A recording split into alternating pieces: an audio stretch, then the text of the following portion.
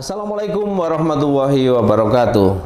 Salam sejahtera, salam damai Indonesia, salam Presidensial Institute. Pada kali ini kita sudah ada tamu spesial, Bapak Dr.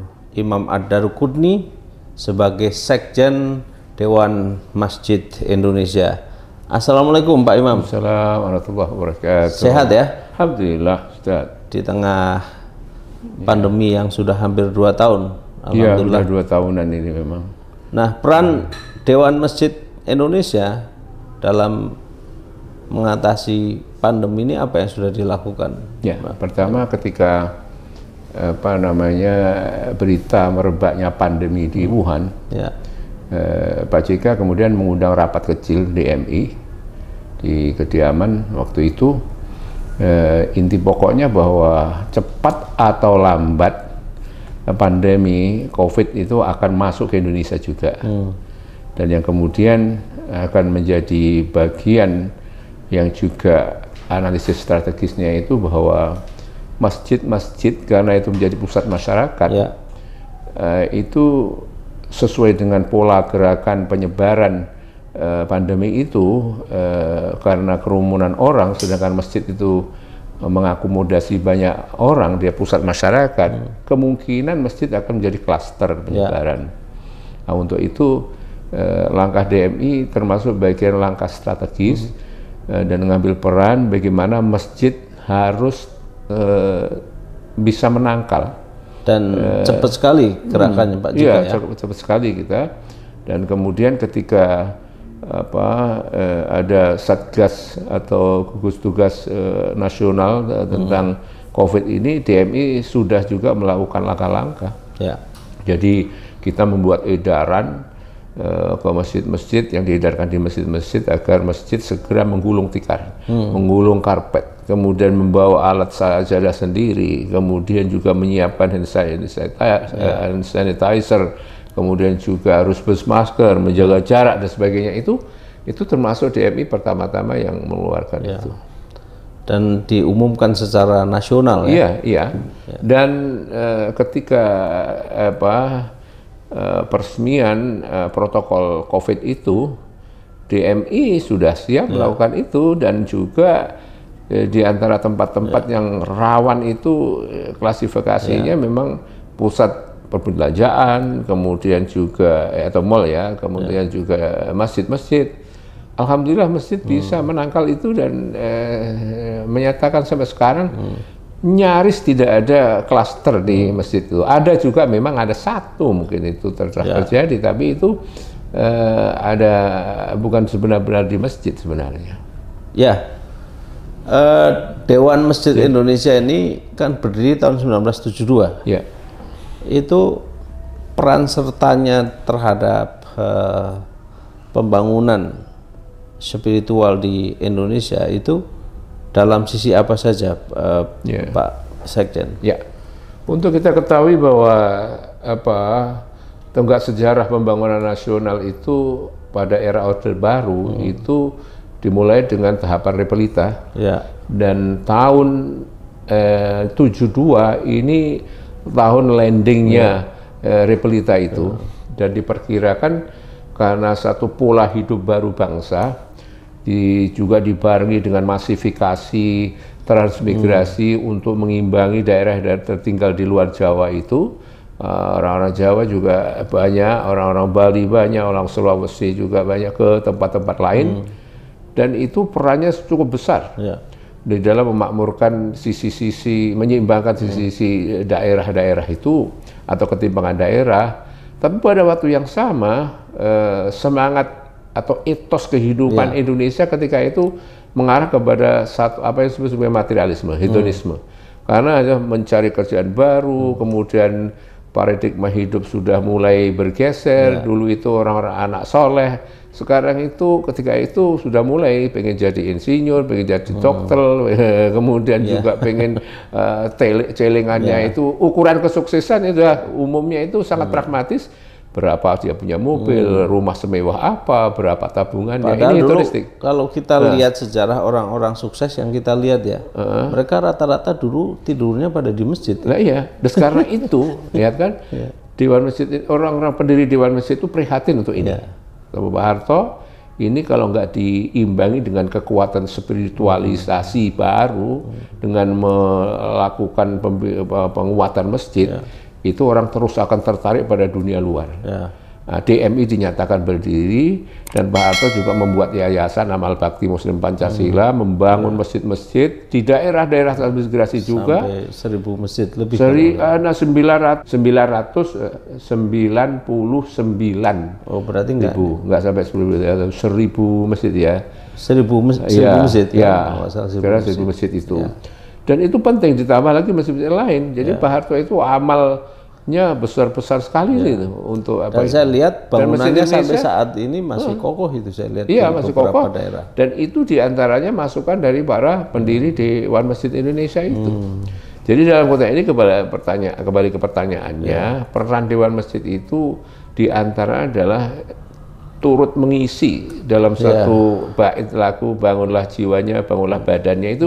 Dewan Masjid ingin menyeimbangkan bangunlah jiwanya itu. Ya, kita kemarin agak tersentak juga, sekian pesantren, sekian masjid itu terpapar radikalisme. Tentu saya sebagai generasi yang barangkali sering tidur di masjid itu ya, mungkin Pak Imam juga, saya kira apakah itu pernyataan-pernyataan itu berdasar gitu menurut pengamatan dari Pak Sekjen? Apapun itu sekarang sebenarnya di dunia Islam pada umumnya itu sudah ada semacam satu koordinasi global mengenai arah bagaimana mengamankan masjid ini. Ini sebenarnya suatu kegagalan saji pola demokrasi setelah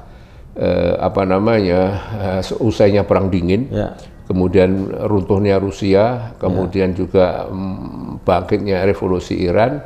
Di situ pemegang champion inilah sebagai demokrasi Amerika, tapi kemudian Amerika yang seharusnya memberikan kemakmuran, mempunyai agenda proyek kemakmuran global, ini malah mengambil pola itu tadi, kekhawatiran akan muntahan dari revolusi Islam Iran itu. Nah itu akhirnya karena terlalu berlebihan, di mana-mana kemudian dibuatlah semacam Afghanistan menjadi tempat yang paling membahayakan, kemudian juga Afghanistan, Pakistan juga, Indonesia itu. Ini semacam tumpahan bubble up ya, semacam itu letupan, gelembung-gelembung yang tumpah ke Indonesia. Jadi secara jadi sebagai sebagai bagian dari residu. Iya, seperti itu tumpahan. Jadi kita ini kalau masjid sudah berabad-abad, bahkan kemerdekaan Indonesia itu diantaranya itu perjuangan dari para ulama yang berangkat dari masjid juga. Coba lihat Bung Tomo, misalnya atau lain Pangeran Diponegoro, atau juga Pak Dirman, kemudian juga Imam Bonjol, Tuanku Imam Bonjol dan seterusnya. Pada waktu itu mereka dianggap radikalis, tapi karena itu memang mereka membela tanahnya. Ya sama juga yang terjadi misalnya George Washington. Dulu dianggap sebagai teroris, tapi akhirnya menjadi presiden pertama di Amerika Serikat setelah kemerdekaan itu. Apa itu karena persepsi saja saya kira ya? Ada kekhawatiran saya rasa memang secara psikologis bahwa revolusi Iran itu akan berdampak pada negara-negara lain, dan Amerika sebagai pemangku utama itu demokrasi itu ingin menjaga, sehingga Amerika itu mengkolaborasi berbagai negara pro demokrasi itu untuk melakukan macam-macam ya, demokratisasi. Coba demokratisasi yang berlangsung di Irak itu dipaksakan sampai mengorbankan ribuan orang, menghancurkan negara. Demokratisasi yang ada dimaksudkan di Suriah juga itu. Jadi sebenarnya apa kekhawatiran tentang khalifah lagi? Sebenarnya secara karakteristik Amerika sendiri juga menerapkan sistem khalifah itu. Dia punya protektorat di berbagai negara itu dan kemudian dikolaborasi. Dan kemudian juga dia punya punya langkah-langkah strategis untuk dia bisa memboikot satu negara kalau nggak ikut dan seterusnya itu. Ya, jadi itu di era khalifah itu berlangsung persis itu. Polisi dunia kan, secara bahasa modernnya. Iya, kan dia berlangsung itu pengawasannya itu sampai rekening juga diawasi. Jadi maksudnya kembali ke pertanyaannya itu bahwa di Indonesia mengenai labeling pesantren-pesantren atau masjid-masjid khususnya masjid yang radikal, Pak JK menjawabnya dengan baik bahwa sebenarnya radikal itu akarnya itu yang harus dicari. Akar pertama itu adalah kemiskinan dan ketidakadilan. Dan Pak JK cepat sekali kan menanggapi. Itu Pak Saf juga begitu, mantan Wakapolri, sekarang juga Wakil Ketua Umum Masjid Indonesia. Jadi Pak Saf itu melihat bahwa masjid itu ya netral dia bangunan dia, tidak mungkin dia sebut radikal. Dai-dainya itulah yang mungkin, ya toh. Tapi sebut radikal itu awalnya juga ini sebuah bentuk kritik yang berbeda. Kan kita melihat masjid itu, saya rasa di Indonesia 99% barangkali itu wakaf umat ya, 90 atau 90. Iya, ada 90% lah. Saya kira 90% lebih ya. Yang lainnya itu ada yang dibangun pemerintah seperti Masjid Istana, Masjid Istiqlal. Tapi itu pun juga tidak sepenuh-penuhnya karena rakyat juga ikut mengambil peran di situ, pembebasan tanahnya, ada yang mungkin sedekah. Tapi kemudian ada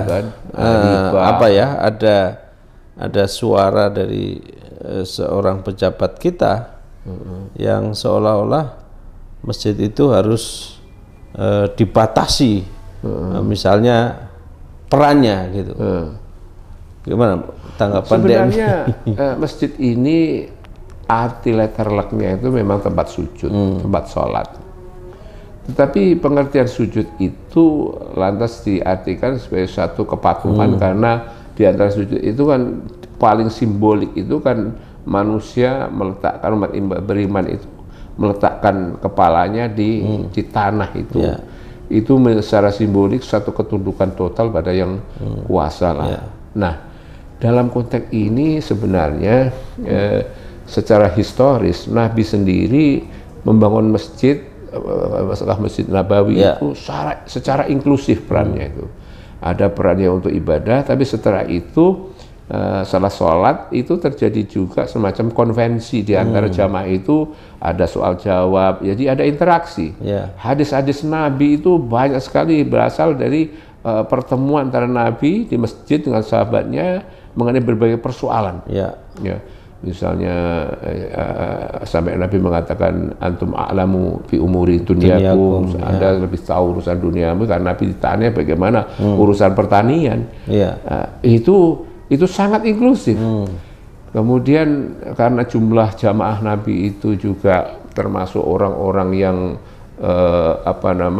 new convert, artinya itu orang mu'allaf, itu semakin banyak, semakin penuh masjid itu, para sahabat mewakafkan sebagian tanah dan bangunan namanya Sakifah. Ada Sakifah, salah satu yang penting itu Sakifah Bani Sa'adah, itu membahas tentang politik. Jadi di masjid itu politik itu boleh, bebas, tetapi politik di masjid itu bukan politik memecah belah. Bukan politik subversi. Jadi ini juga bahkan kalau nggak salah dekat Masjid Nabawi itu masih ada Sakifah yang tersisa ya, itu yang di situ kemudian Sayyidina Abu Bakar dibaiat menjadi khalifah dan sebagainya. Itu ada di Sakifah Bani Sa'adah. Dan itu urusan politik. Ada beberapa Sakifah, ada misalnya Sakifah Abdurrahman bin Auf, itu urusan bisnis. Bagaimana masyarakat diajari berbisnis, berusaha, kreatif begitu. Kemudian juga Sakifah Labid Al-Ansori misalnya, itu membicarakan tentang pemberantasan buta huruf, mengajari ibadah yang benar. Nanti begitu sholat jamaah bersama Nabi itu, Nabi nengok ke belakang setelah salam, setelah doa itu, terjadi dialog. Terus itu tantangannya ini, Pak Sekjen, saya melihat sekarang masjid ini kan luar biasa bagus-bagus. Sampai di kampung-kampung kecil itu berlomba-lomba masjidnya bagus-bagus. Saling berlomba-lomba bagusin masjidnya, gitu kan? Antara kampung yang satu dengan kampung yang lain. Tetapi yang kita miris itu kadang-kadang mereka miskin dengan kemakmuran, miskin program. Apa yang dilakukan DMI untuk menjawab tantangan ini, Pak? Di antara maksud Muktamirin waktu memilih Pak JK itu, karena Pak JK itu sangat kreatif dan juga terjun langsung di bidang dunia usaha, pelaku usaha juga. Beliau tokoh masyarakat, juga tokoh nasional. Dan Pak JK dipilih itu untuk menambah kekuatan masjid menuju kemakmuran. Maka kemudian Pak JK bersedia dan mencanangkan tagarnya itu memakmurkan dan dimakmurkan masjid. Jadi Dewan Masjid pada saat ini di era Pak JK juga banyak MOU kerjasama dengan atau kemitraan dengan berbagai lembaga baik pemerintah maupun swasta mengarah pada bagaimana masjid bukan saja tempat untuk sholat, tapi bagaimana itu menjadi pusat masyarakat, bahkan sebagai satu untuk lahirnya masyarakat masyarakat Bazari itu masyarakat yang juga memang seperti pasar biasa tradisional begitu. Saya melihat itu terjadi di Masjid Jogokarian di Jogja. Itu hidup sekali. Ya, di Jogokarian itu termasuk masjid yang sangat kreatif di dalam pengelolaan, dan seharusnya memang begitu, bahkan itu bisa ditingkatkan lagi. Saya sendiri juga beberapa teman melatih manajemen masjid. Manajemen atau idarah masjid itu, memang masjid itu sangat potensial untuk menjadi pusat pengembangan masyarakat, pengembangan ekonomi masyarakat. Ya misalnya saja sekarang DMI telah dulu juga pernah MOU dengan Asbisindo, Asosiasi Bank-Bank Syariah Indonesia, kemarin juga dengan BSI. Maksudnya itu supaya masyarakat itu mendapat konsultasi tentang ekonomi perbankan, mulai dari soal ekonomi mikro dan sebagainya, usaha kecil sampai usaha besar sekalipun. Nanti masjid itu juga landscape-nya dirancang bisa berkembang, bukan hanya masjid, serambi dan MCK, tempat mandi, cuci dan BAB atau buang buang air misalnya kecil. Nah, tapi juga ada semacam mungkin ruang-ruang konsultasi perbankan. Adalah mungkin masjid tertentu bahkan berkantor di masjid itu. Nah ini masjid paripurna lah Dan itu yang akan kita kembangkan. Harapan ke depan, harapan ke depan masjid-masjid di Indonesia yang harapan DMI dalam hal ini masjid yang paripurna itu seperti apa? Iya, saya kira masjid yang paripurna itu adalah seperti dalam doa setiap orang yang ke masjid, Rabbana atina fid dunya hasanah, dunianya makmur, akhiratnya yang makbul, seperti itu. Dan karena itu jangan setelah gembira ke masjid keluar menjadi kesedihan. Dia harus gembira juga. Jadi seperti undangan Allah, kalau itu fantasyiru fil ard, setelah sholat segeralah keluar dan mencari kehidupan dan sebagainya. Dalam konteks ini Masjid Paripurna nantinya akan terwujud, dan itu insya Allah akan terwujud dengan benar, dan itu membuktikan bahwa masjid menjadi mitra negara, mitra pemerintah juga. Dan karena jumlahnya juga besar. Dan ini yang terdaftar di Dewan Masjid Indonesia sekarang ongoing proses, masih berproses langsung karena juga tidak ada data akurat. Artinya udah terdata. Yang sudah tertata. Sudah ada yang tertata mulai, tapi belum tuntas. Ada berapa juta masjid? Enggak pakai jutaan. Jutaan. Tapi ada beberapa di masjid DKI ini ada 4.500 masjid. DKI saja. DKI saja. Itu masjid aja. Tidak dengan musola. Musola ada lagi nanti. Iya toh. Musola ada lagi. Itu di bawah naungan DMI juga musola itu. Apa lain lagi? Iya, ini kerjasama dengan misalnya sekarang itu yang dibina oleh DMI DKI dan kemudian juga bermitra dengan pemerintah Provinsi DKI itu untuk misalnya ya BAUTI, dana bantuan untuk program-program kemasjidan itu, operasional kemasjidan itu lewat DMI juga. Dan itu terus bertambah. Ya mestinya semua wilayah di Indonesia begitu ya, seperti DKI gitu. Mestinya kan? Seperti DKI ini saja, Dewan Masjid Indonesia itu tidak kurang dari tahun ini rancangannya tidak kurang dari 200 miliar. Untuk DKI saja. Untuk DKI. Saya kira akan makmur masjid-masjid kita ya kalau seandainya itu dilakukan di seluruh pelosok. Nggak tahu apakah masjid di Menteng ini sudah masuk, perlu didaftar di situ. Kalau itu didaftarkan ya nanti Nah, terus ini Pak Sekjen, kadang ada membangun masjid tapi kemudian minta-minta di jalan jejaring ikan itu itu kadang-kadang agak sedikit mengganggu gitu di perjalanan orang dan sebagainya, terus dipasang. Sejauh ini himbauan apa yang kan mereka kan juga swadaya dan swakelola kan, kita kan juga untuk mengatakan jangan kan juga nggak mungkin juga gitu kan. Jadi kebutuhan masyarakat ini Islam dan itu semakin banyak, termasuk khususnya menyangkut masjid. Berbagai kelompok masyarakat juga ingin membangun masjid. Itu kita maklumi. Itu semangat religiusitasnya berarti naik.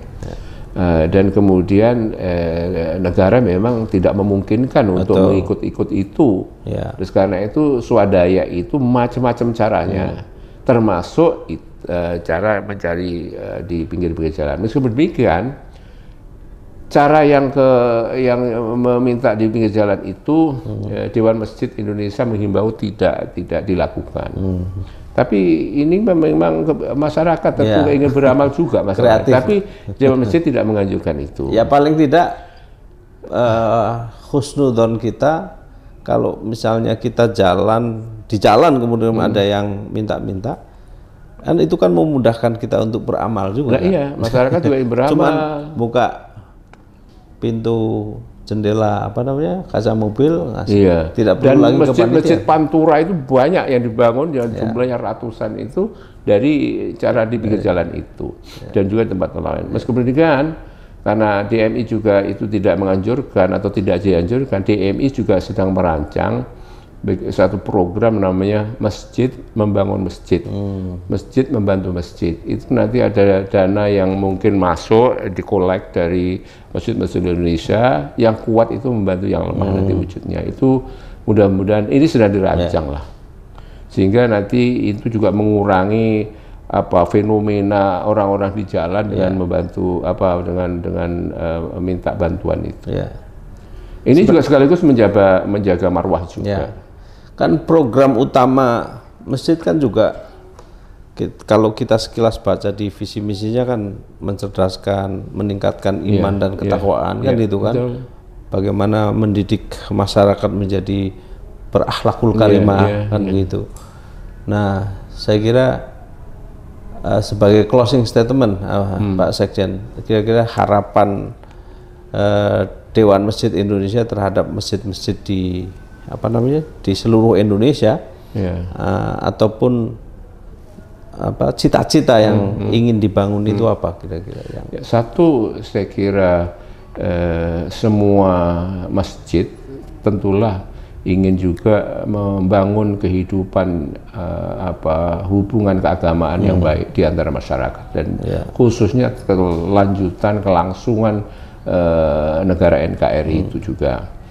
Nah, secara internal tentu saja adalah membicarakan tentang penguatan umat dan khusus masjid ingin juga memperkuat peran masjid dalam masyarakat dan bangsa ini. Karena apa?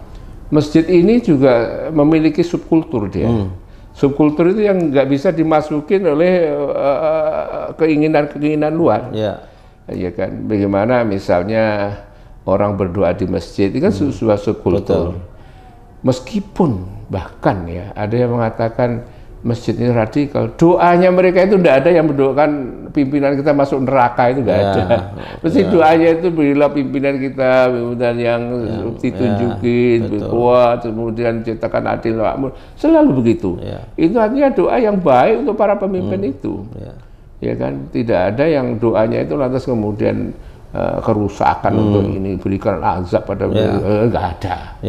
Dan ini saya kira yang harus juga ditimbang berat kehidupan. Dan Pak JK sebagai ketua umum kan beliau orang yang sangat cinta damai kan nggak mungkin membawa DMI ini kepada masjid yang Pak JK mengambil peran radikal gitu kan, peran damai atau pendamai di atau peace making pembuatan perdamaian di beberapa kasus Aceh, di Malino itu kan, termasuk di Helsinki itu di Aceh. Poso, Malino itu juga Masa Maluku gitu. Kesimpulannya itu dari Pak JK itu bahkan kalau satu tempat itu ada kemiskinan dan pada waktu yang sama ada ketidakadilan, itu pasti konflik. Jadi kalau soal ketidakadilan di Timur Tengah itu banyak nggak adil. Misalnya pangeran-pangeran itu hartanya triliunan, rakyatnya biasa, itu tidak adil. Tetapi karena semuanya itu nggak bayar, rumah sakit nggak bayar, sekolah nggak bayar, apa kesehatan nggak bayar, dijamin, ya nggak ada konflik. Ada konflik setelah dimasuki orang-orang luar, dia berubah. Aslinya tidak ada konflik. Yang memprovokasi ya? Ada yang memprovokasi, ya begitu. Oke. Mudah-mudahan podcast kita kali ini memberikan manfaat banyak buat umat Islam khususnya dan rakyat Indonesia pada umumnya. Kata Kanjeng Nabi Muhammad SAW, iman seseorang itu katanya akan tumbuh di masjid dan hilang di pasar.